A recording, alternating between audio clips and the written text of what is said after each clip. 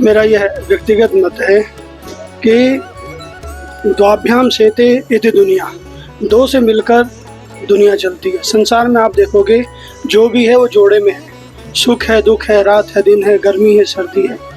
उसी प्रकार यदि अध्यात्म जगत में हम जाएं तो जहाँ पर पुरुष वर्ग है वहाँ पर स्त्री वर्ग भी है, और यदि स्त्री वर्ग अध्यात्म में नहीं होंगे तो मुझे लगता है अध्यात्म जगत अधूरा होगा। इसलिए यदि वर्तमान में माताएं बहनें अध्यात्म जगत में आ रही हैं, अध्यात्म से जुड़ रही हैं, धर्म का प्रचार प्रसार कर रही हैं, तो मुझे लगता है अब यह वह समय है जब हम पूर्णता की ओर जा रहे हैं। क्योंकि पूर्ण तभी होता है जब भगवान शिव और पार्वती का संयोग होता है, मिलन होता है। जैसे प्रकृति में प्रकृति और पुरुष का मिलन होता है तब कोई सृष्टि होती है, तब कोई रचना होती है। इसलिए मेरी दृष्टि में व्यक्तिगत राय आप पूछें तो यह बहुत ही सराहनीय कदम है, अच्छा कदम है कि माताएं बहनें भी अब अध्यात्म जगत से, धर्म जगत से जुड़ रही हैं और समाज का, संसार का कल्याण। देखिए, महिलाएं तो शुरू से ही संत का चोला पहन लेना मेरे ख्याल से एक राइट वर्ड नहीं है। राइट वर्ड होगा कि संत बन के मार्ग जो प्रशस्त कर रही हैं वो एक राइट वर्ड है।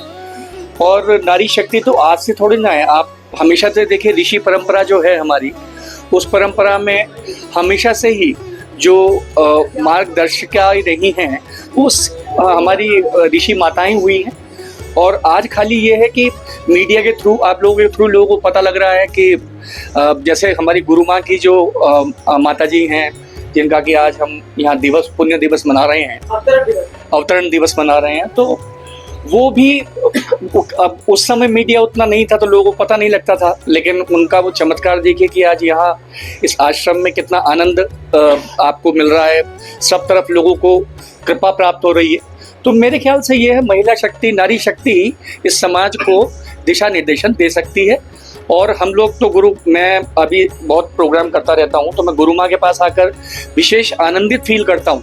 मुझे बड़ा ऐसा फील होता है जैसे एक एनर्जी का संचार हो गया है।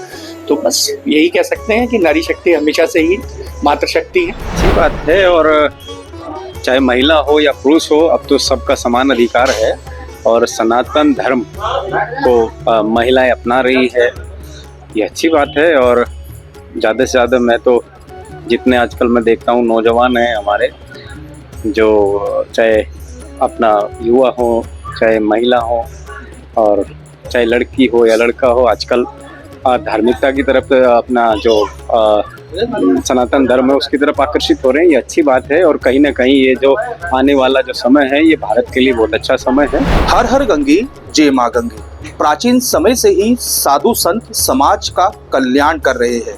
साधु संत बनना इतना सरल नहीं होता, मगर आज के वक्त में महिलाएं भी संत का चोला पहनकर समाज कल्याण के कार्य कर रही है।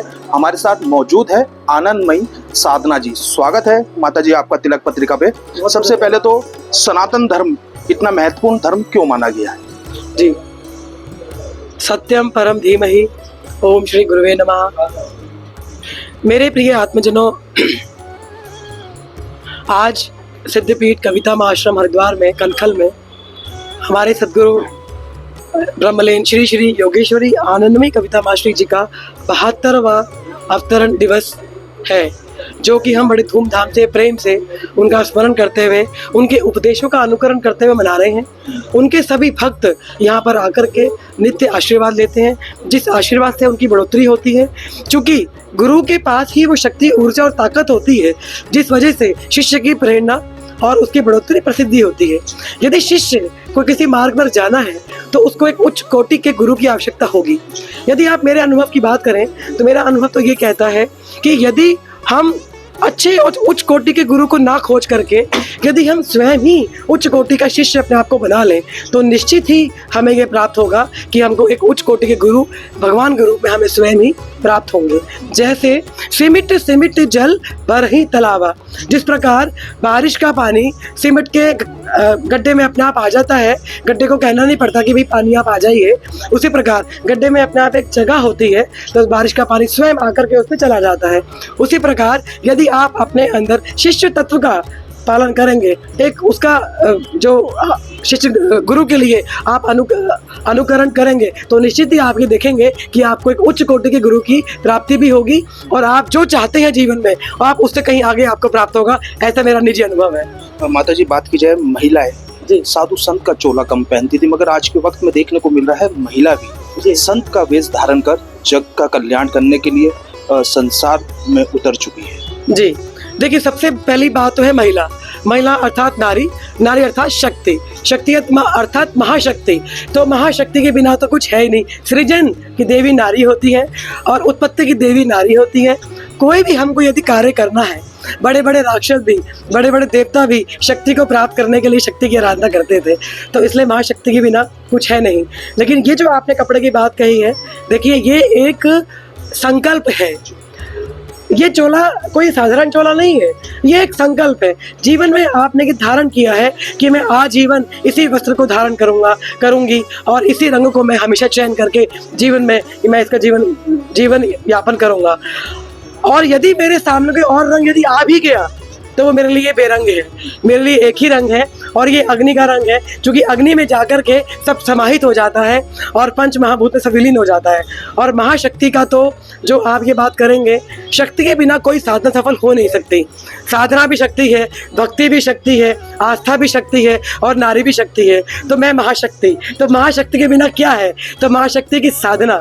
यदि महिलाएं आगे आती हैं तो मैं तो कहूँगी कि भारत की देवियों आगे आओ, साधना करो, अपनी शक्ति को पहचानो। आपके अंदर वो शक्ति है जिससे आप अब बहुत बड़े बड़े ऋषि मुनि संत का आप उत्पत्ति करने की क्षमता रखती हैं।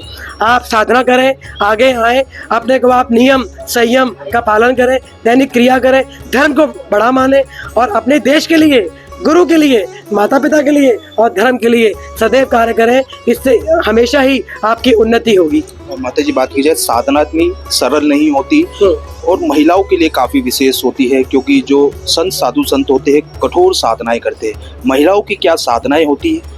देखिए, साधना के कई प्रकार हैं और उन साधनाओं के कई प्रकार का तो ज़्यादा वर्णन मैं यहाँ पर नहीं कर पाऊंगी, लेकिन हाँ, साधनाओं के कई प्रकार होने की वजह से और साधना यदि कोई भी मनुष्य या महिला नारी करती है तो निश्चित ही उनको सही दिशा मिलनी चाहिए।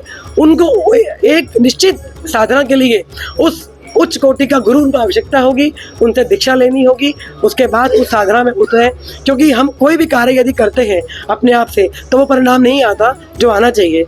जैसे एक शिक्षक है, आपको पुस्तकें बाजार में मिल जाएंगी, आप वहीं से खरीद करके लाते भी हैं, लेकिन पढ़ाने के लिए आपको वो पुस्तकें अपने टीचर को देना पड़ता है। तो वही शिक्षक आपको बताएंगे क्या पढ़ना है, कैसे पढ़ना है, तभी बच्चा पढ़ पाएगा। उसी प्रकार सब कुछ संसार में है, संसार में से आपके लिए क्या सही है ये केवल एक गुरु ही बता सकता है।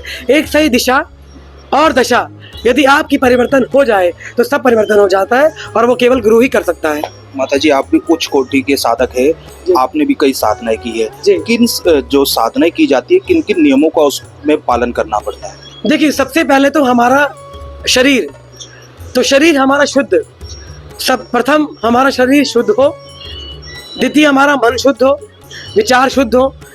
जब हमारा शरीर, मन और विचार शुद्ध होंगे तो निश्चित ही हमारी क्रिया भी शुद्ध होगी, कर्म भी शुद्ध होंगे, और जब हमारे क्रिया कर्म शुद्ध होंगे तो निश्चित ही परिणाम भी उसका शुद्ध होगा और फलीभूत होगा। प्राचीन समय में जो ऋषि मुनि हुआ करते थे, साधना के बल पर परमेश्वर की प्राप्ति करते थे। आज के वक्त में कैसे परमेश्वर को प्राप्त किया जा सकता है साधना के बल पर? देखिए, कलयुग केवल नाम आधारा और सिमर सिमर जन उतर ही पारा। कलयुग में बड़ा सहज है प्रभु को पाना। मीरा ने पाया, तुलसीदास जी ने पाया, सबने पाया, और आज भी हमारे हनुमान जी जीवंत है और वो हमेशा रहेंगे, अमर है। तो कलयुग में ईश्वर को प्राप्त करना बहुत कठिन नहीं है, क्योंकि उसके लिए जो नियम है वो कठिन है और उसके लिए आपको दृढ़ संकल्प करके नियम का पालन तो करना ही पड़ेगा, उसका कोई विकल्प नहीं है। आपको निश्चित ही अपने को दृढ़ संकल्प करके आपको नियम से पालन करना पड़ेगा। आपको जब आप ये सारे कार्य करेंगे नियम संयम, तो निश्चित ही आप देखेंगे कि शुरुआत धीरे धीरे होगी और ये बहुत लंबी यात्रा होती है। और ये लंबी यात्रा केवल अनुभव और अनुभूति के आधार पर प्राप्त होती है। ये केवल वही बताएगा जिसके पास अनुभव होगा, किताबों में नहीं होती है। किताबों के आगे भी कुछ ज्ञान है, वो है अनुभव, और वो केवल गुरु दे सकता है। महिलाएं अगर संत का चोला धारण करेगी तो कहीं ना कहीं समाज का अच्छे से कल्याण कर पाएगी। निश्चित ही कर पाएंगी, निश्चित ही। महिला जो कार्य करती है, ये काबिलियत केवल महिला की शक्ति के पास ही है कि वो बहुत सारे कार्य एक साथ कर सकती हैं, घर भी, बच्चों को, परिवार को, अपना कार्यालय भी। जब सारे कार्य वो एक साथ कर सकती हैं तो साधना करके वो देश में आगे क्यों नहीं बढ़ सकती, अपने साधना में बढ़ के ईश्वर को क्यों नहीं पा सकती। ये बहुत बड़ी बात है। उसके लिए उनको एक दिशा निर्देशन की आवश्यकता होगी और यदि वो दिशा में चलेंगे तो निश्चित ही उनको सफलता प्राप्त होगी। ऐसा मेरा निजी अनुभव है। बहुत बहुत धन्यवाद आपका। बिल्कुल, जिस तरह से माता जी का कहना है कि सनातन धर्म में साधु संत समाज का दर्पण होते हैं, मगर आज के वक्त में महिलाएं भी संत का चोला पहनकर समाज का कल्याण कर रही है। देश के पहले धार्मिक न्यूज चैनल तिलक पत्रिका के लिए हरिद्वार से मैं आशु शर्मा।